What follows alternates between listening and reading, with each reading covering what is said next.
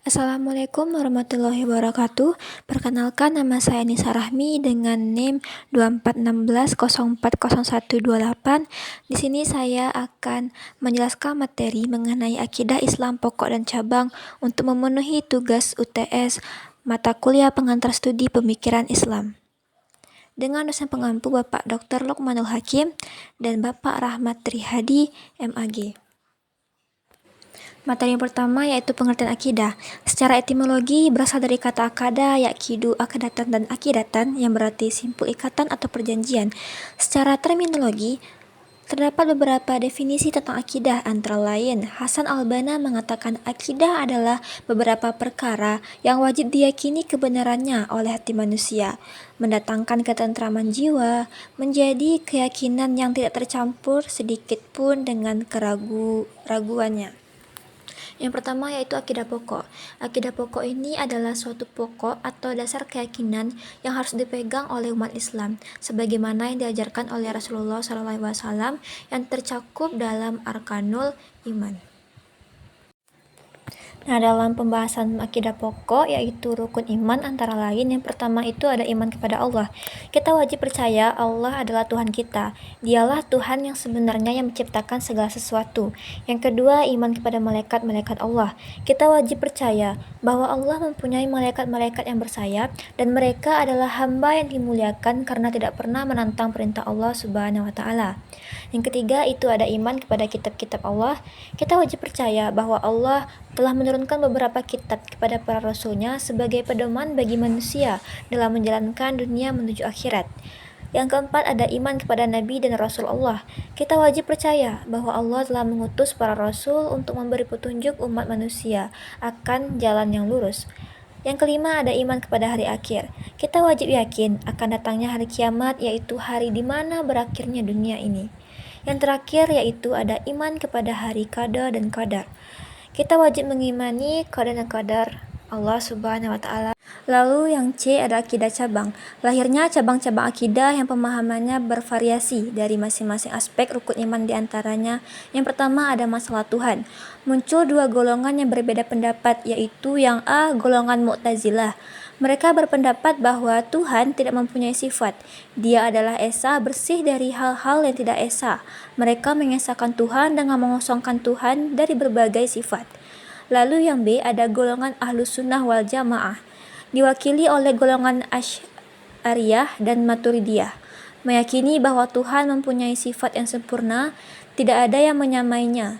Mensifati Tuhan dengan sifat-sifat kesempurnaan tidak akan mengurangi keesaannya. Lalu yang kedua ada masalah kitab-kitab. Golongan Asy'ariyah dan Maturidiyah berpendapat bahwa Al-Quran adalah kadim, bukan makhluk atau diciptakan. Sedangkan pendapat yang lain menyatakan bahwa Al-Quran tidak qadim, karena Al-Quran itu makhluk atau diciptakan. Yang ketiga ada masalah Nabi dan Rasul.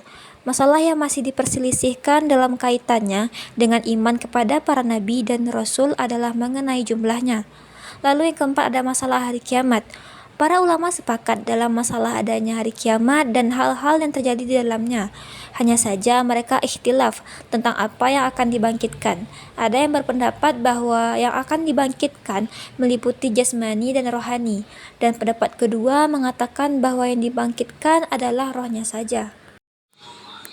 Lalu yang kelima ada masalah takdir, qada ataupun qadar. Dalam masalah takdir, orang Islam sepakat perlunya meyakini adanya ketentuan Allah yang berlaku bagi semua makhluk yang ada di dalam semesta ini. Namun berbeda dalam memahami dan mempraktikannya. Yang A ada qadariyah, berpendapat bahwa segala perbuatan manusia, baik maupun buruk, semuanya ditentukan oleh manusia itu sendiri. Allah tidak mempunyai sangkut pautnya dalam hal ini, karena Allah telah menyerahkan kodratnya kepada manusia. Lalu yang B, kaum Jabariyah, mempunyai i'tiqad yang bertolak belakang dengan i'tiqad kaum Qadariyah. Jabariyah berpendapat bahwa manusia tidak punya daya apa-apa, karena segalanya telah ditentukan oleh Allah. Manusia tidak punya usaha, tidak punya ikhtiar, sebab seluruhnya yang menentukan hanya Allah. Pendapat Jabariyah ini dianggap menyimpang oleh golongan Ahlus Sunnah wal Jamaah. Lalu yang C ada i'tiqad Ahlus Sunnah wal Jamaah. merupakan perpaduan dari i'tiqad Jabariyah dan Qadariyah. Artinya segala sesuatu di alam ini memang telah ditentukan oleh Allah, namun manusia diberi kewenangan untuk melakukan ikhtiar terlebih dahulu. Lalu selanjutnya ada ciri-ciri akidah cabang. Yang pertama itu bersifat ijtihadi atau hasil pemikiran.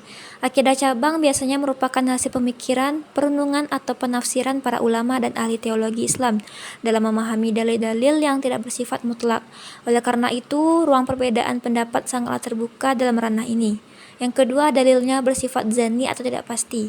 Berbeda dengan akidah pokok yang berdalil qat'i atau pasti, akidah cabang umumnya didasarkan pada dalil-dalil yang bersifat zanni, yakni dalil yang masih mengandung kemungkinan penafsiran atau tidak pasti dari segi makna dan juga kesahihannya. Selanjutnya ada yang ketiga, yaitu boleh berbeda pendapat. Karena bersifat ijtihadi, maka perbedaan pendapat di dalamnya tidak dianggap menyimpang selama tetap berada dalam koridor akidah Islam. Misalnya, perbedaan pendapat tentang apakah Allah memiliki sifat tangan secara hakiki atau simbolis. Lalu yang keempat, tidak menjadi tolak ukur keimanan seseorang secara mutlak. Seseorang tidak dikafirkan hanya karena memiliki perbedaan pandangan dalam masalah akidah cabang, selama masih meyakini akidah pokok dan tidak menentang prinsip dasar agama. Yang kelima, menjadi pembeda antara mazhab atau aliran teologi. Ciri khas akidah cabang ialah sering menjadi titik pembeda antara aliran-aliran dalam Islam seperti Asy'ariyah, Maturidiyah, Mu'tazilah, dan lainnya. Meski berbeda dalam hal-hal tertentu, semuanya masih berada dalam lingkup Islam. Baik, terima kasih. Cukup sekian yang bisa saya sampaikan. Wassalamualaikum warahmatullahi wabarakatuh.